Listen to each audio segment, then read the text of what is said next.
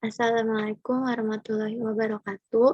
Saya Faiza Permatasari dengan NIM 212410102084 dari kelas Sistem Basis Data D ingin mempresentasikan hasil dari modul 2 Praktikum Sistem Basis Data dengan bab identifikasi entity, atribut, dan entity dan relationship.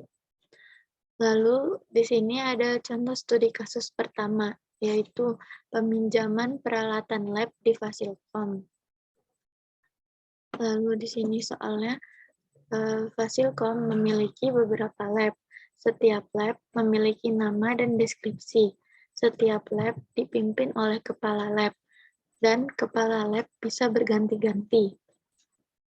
Setiap lab di Fasilkom memiliki beberapa barang yang bisa dipinjamkan. Setiap barang memiliki nomor pengenal yang dicetak di barang, jenis barang, dan deskripsi barang. Setiap jenis barang bisa terdiri atas beberapa item barang yang berbeda. Misal, lab basis data memiliki 17 barang berjenis komputer. Setiap komputer memiliki nomor pengenal dan deskripsi yang berbeda. Barang di lab bisa dipinjamkan untuk kegiatan UKM di lingkup Fasilkom. Sebuah UKM bisa mengadakan beberapa kegiatan. Untuk menjalankan sebuah kegiatan bisa dilakukan beberapa peminjaman barang ke lab. Setiap peminjaman bisa meminjam beberapa barang di satu lab. Setiap untuk satu kegiatan bisa dilakukan beberapa kali peminjaman. Untuk meminjam barang ke lab yang berbeda, perlu dilakukan peminjaman yang baru. Dalam sebuah peminjaman, perlu dicatat peminjaman dilakukan dari lab apa, tanggal persetujuan ke lab atau kepala lab, barang apa saja yang dipinjam, penanggung jawab peminjaman dari UKM untuk kegiatan apa, UKM-nya, tanggal pengambilan barang, serta asisten yang memproses pengambilan barang. Dan kondisi barang saat dipinjam juga perlu dicatat. Lalu setelah selesai, maka UKM mengembalikan barang via asisten. Perwakilan UKM yang mengembalikan barang dicatat. Asisten yang menerima barang dicatat. Asisten mencatat tanggal pengembalian serta kondisi barang yang dikembalikan. Setiap satu pengembalian bisa mengembalikan barang dari peminjaman yang berbeda-beda. Lalu di sini ada soal nomor pertama, yaitu beri nama relationship. Di sini dijelaskan bahwa relationship itu memiliki nama. Nama relationship menunjukkan makna relationship antara dua entity. Nama bisa dibaca dari dua arah, bisa dari entity pertama, juga bisa dari entity kedua. Untuk peminjaman lab di Fasilkom, tentukan nama relationship-nya.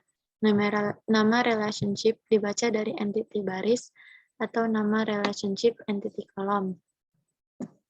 Nah, di sini contohnya, lalu saya akan menjelaskan yang pertama. Di sini ada kepala lab.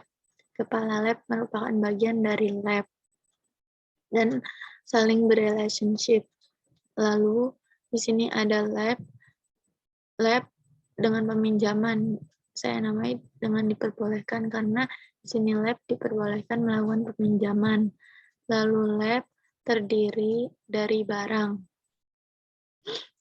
Lalu lab dicek oleh asisten.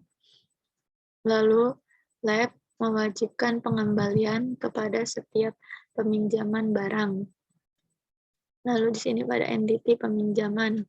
Pada entity peminjaman diwakilkan oleh entity perwakilan UKM.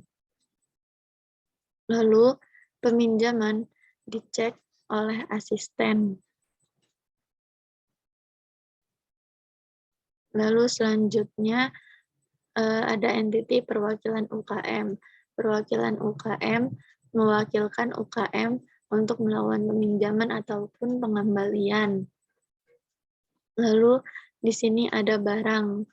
Barang dikembalikan saat pengembalian.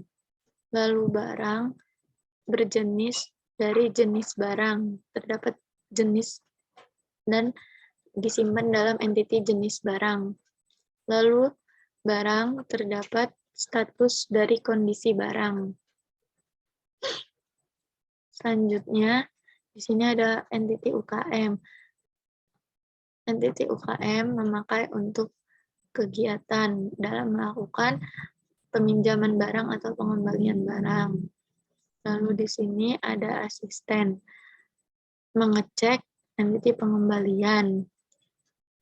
Lalu pengembalian mengecek kondisi barang. Selanjutnya, soal nomor 2. Untuk setiap relationship, tentukan optionality entity yang terlibat.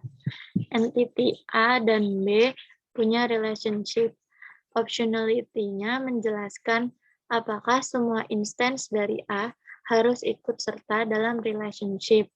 Lalu yang kedua, apakah semua instance dari B harus ikut serta dalam relationship. Jenis optionality, wajib dan tidak wajib. Wajib bagi A jika semua instance A harus ikut relationship tersebut. Tidak wajib bagi A jika ada instance A boleh tidak ikut relationship tersebut. Untuk setiap relationship, tentukan optionality dari entity yang terkait.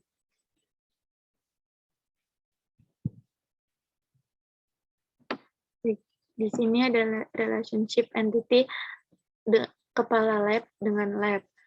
Kepala lab optionality-nya wajib. Alasannya karena setiap kepala lab memimpin lab.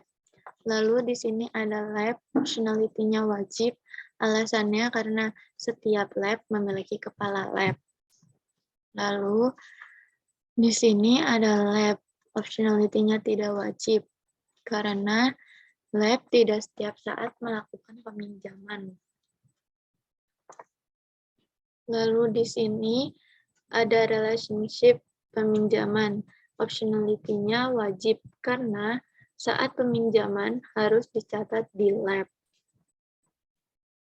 Di sini ada peminjaman dengan perwakilan UKM. Peminjaman optionality-nya wajib karena saat peminjaman harus dicatat peminjamnya. Lalu perwakilan UKM, optionality-nya tidak wajib karena tidak semua yang meminjam dari UKM. Lalu, relationship antara peminjaman dengan asisten. Peminjaman optionality-nya wajib. Alasannya karena peminjaman dilakukan kepada asisten. Dan asisten optionality-nya wajib karena harus mengecek dan mengontrol peminjaman. Lalu ada relationship antara barang dengan pengembalian. Pada barang, optionality-nya wajib, dan karena saat pengembalian dibutuhkan data dari barang. Lalu pengembalian, optionality-nya wajib, karena pengembalian berupa barang. Lalu ada relationship antara barang dengan jenis barang. Barang optionality-nya wajib karena setiap barang harus ada jenisnya. Lalu jenis barang optionality-nya tidak wajib. Alasannya karena jenis barang tidak harus ada jenisnya. Mohon maaf, jenis barang tidak harus ada barangnya. Lalu relationship antara barang dengan kondisi barang. Barang optionality-nya wajib karena setiap barang harus diketahui kondisinya. Lalu kondisi barang, optionality-nya tidak wajib karena kondisi barang harus ada barangnya. Lalu, relationship antara UKM dengan kegiatan. UKM, optionality-nya wajib karena UKM memiliki kegiatan. Sedangkan kegiatan, optionality-nya tidak wajib karena kegiatan tidak selalu dilakukan oleh UKM. Lalu ada relationship antara asisten dengan pengembalian. Pada asisten, optionality-nya wajib karena pengembalian dikembalikan ke asisten. Sedangkan pengembalian, optionality-nya wajib karena asisten bertanggung jawab pada pengembalian. Lalu ada relationship antara pengembalian dan kondisi barang. Pada pengembalian barang, optionality-nya wajib karena saat pengembalian perlu dicatat kondisi barangnya. Lalu kondisi barang, optionality-nya tidak wajib karena kondisi barang tidak harus dicek saat pengembalian saja. Selanjutnya yang soal nomor 3. Misal entity A dan B punya relationship.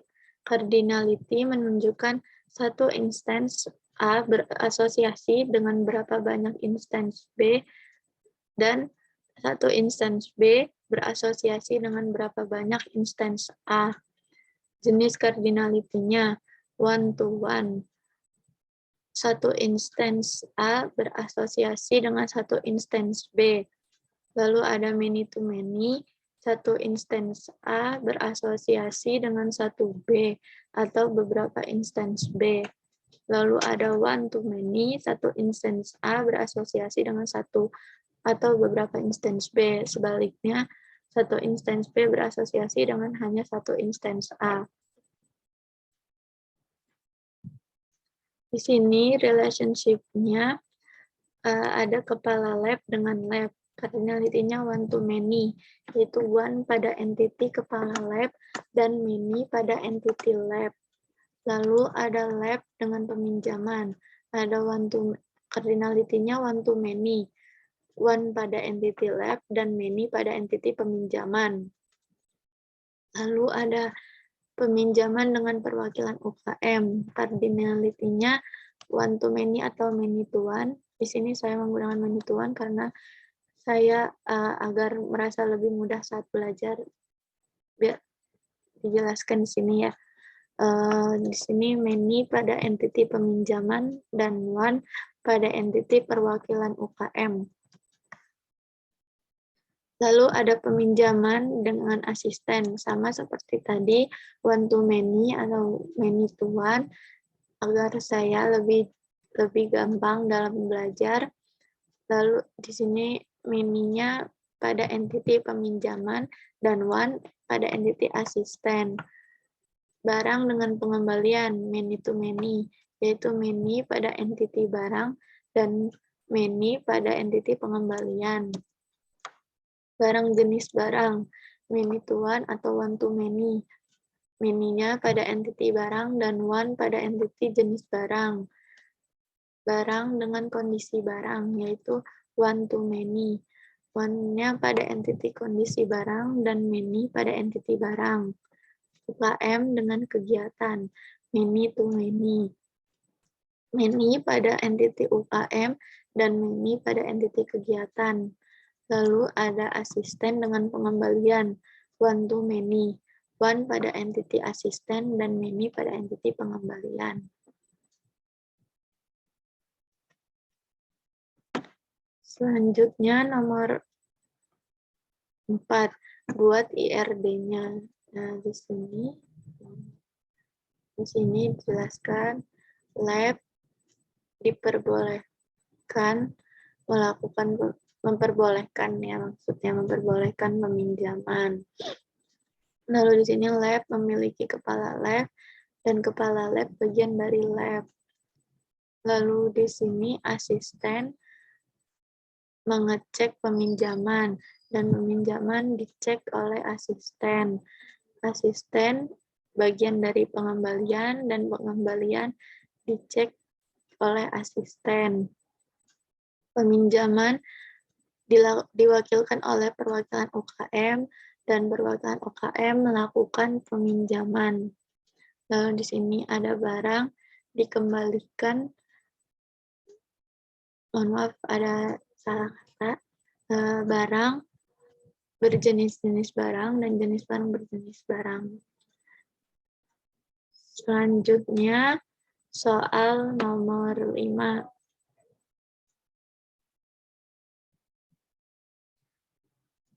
Membaca relationship menggunakan IRD-ish.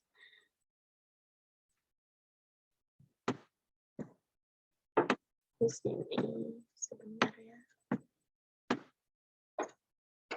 Untuk nomor 4 juga jika sudah final, konversikan ke physical model menggunakan engineer to relational model.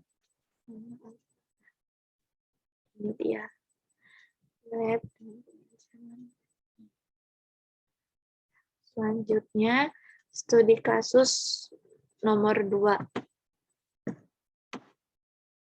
Di sini studi kasusnya tentang bengkel.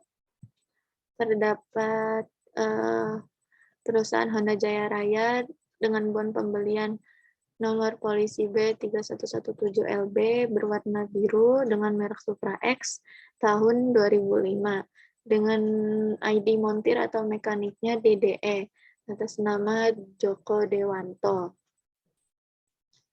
Di sini yang pertama saya akan menamai barang berjenis-jenis barang, lalu barang termuat di entity detail penjualan. Jenis barang tidak ada relationship-nya. Lalu montir termuat di penjualan. Customer termuat di penjualan. Penjualan termuat di detail penjualan. Selanjutnya nomor 2, memberikan optionality pada relationship. Di sini relationship antara barang dengan jenis barang. Barang optionality-nya wajib, alasannya karena pada setiap pembelian barang perlu dicatat jenisnya. Lalu pada jenis barang optionality-nya tidak wajib karena kita bisa menambahkan jenis tersebut di entity jenis barang. Lalu, relationship entity barang. Optionality-nya wajib, karena barang perlu dicatat dan termuat di detail penjualan. Lalu, detail penjualan, optionality-nya tidak wajib. Alasannya karena untuk menambah data baru dalam barang, tidak perlu menambahkan pada detail penjualan. Lalu, pada montir, optionality-nya tidak wajib. Alasannya karena entity penjualan hanya membutuhkan ID montir untuk mencatat data. Lalu pada penjualan, optionality-nya wajib karena setiap penjualan membutuhkan data montir siapa yang bertugas pada hari itu. Lalu pada entity customer, optionality-nya tidak wajib karena customer tidak perlu mengetahui data dari penjualan. Lalu pada penjualan, optionality-nya wajib karena penjualan membutuhkan data dari customer. Lalu pada penjualan dengan detail penjualan. Pada penjualan, optionality-nya tidak wajib karena pada detail penjualan tidak membutuhkan ID dari montir. Sedangkan pada detail penjualan, optionality-nya wajib, yaitu untuk menghitung data yang lebih lengkap ada di entity detail penjualan. Lalu, untuk nomor 3, menentukan cardinality dari sebuah relationship. Di sini barang dengan jenis barang. Jenis cardinality-nya one to many, karena one pada entity barang dan many pada entity jenis barang. Di sini ada barang dengan detail penjualan. Cardinality-nya one to many, one pada entity barang dan many pada entity detail penjualan. Lalu ada relationship montir dengan penjualan. Cardinality-nya one to many, lalu one pada entity montir dan many pada entity penjualan. Lalu ada customer dengan penjualan, cardinality-nya one to many juga, dan one pada entity customer dan many pada entity penjualan. Penjualan dengan detail penjualan. Di sini ada many to many.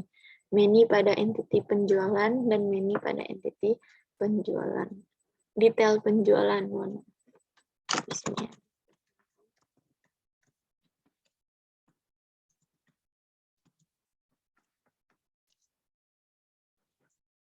Selanjutnya di sini nomor 4 buat IRD-nya. Barang termuat di detail penjualan dan detail penjualan termuat di barang.